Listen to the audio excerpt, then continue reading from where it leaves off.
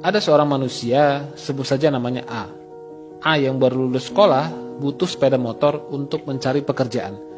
Ayahnya yang seorang buruh pabrik memberikan motor bekasnya yang masih bagus untuk dipakai A mencari pekerjaan. Di sini A masih sangat murni, masih bebas dari utang dan cicilan.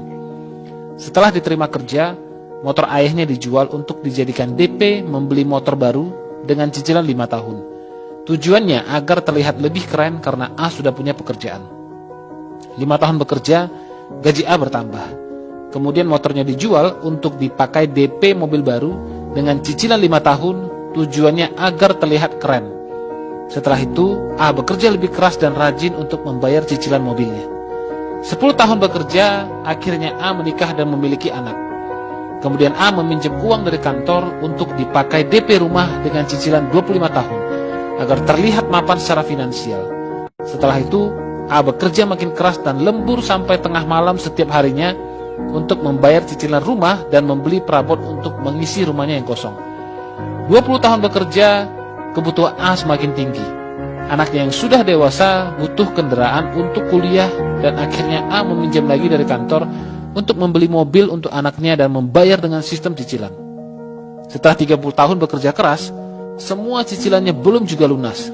Akhirnya A tetap bekerja keras untuk membayar cicilannya dan tanpa disadari usianya sudah 60 tahun saat itu.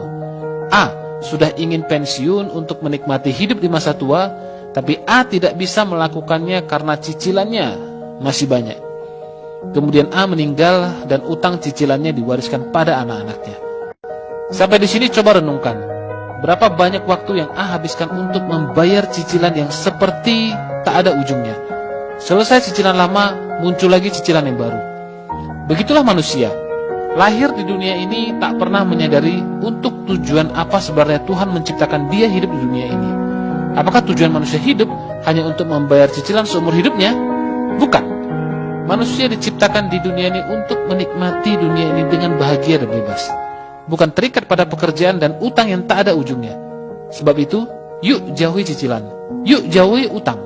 Hiduplah sesuai kemampuan, bukan hidup karena keinginan. Yuk, hiduplah dengan bahagia.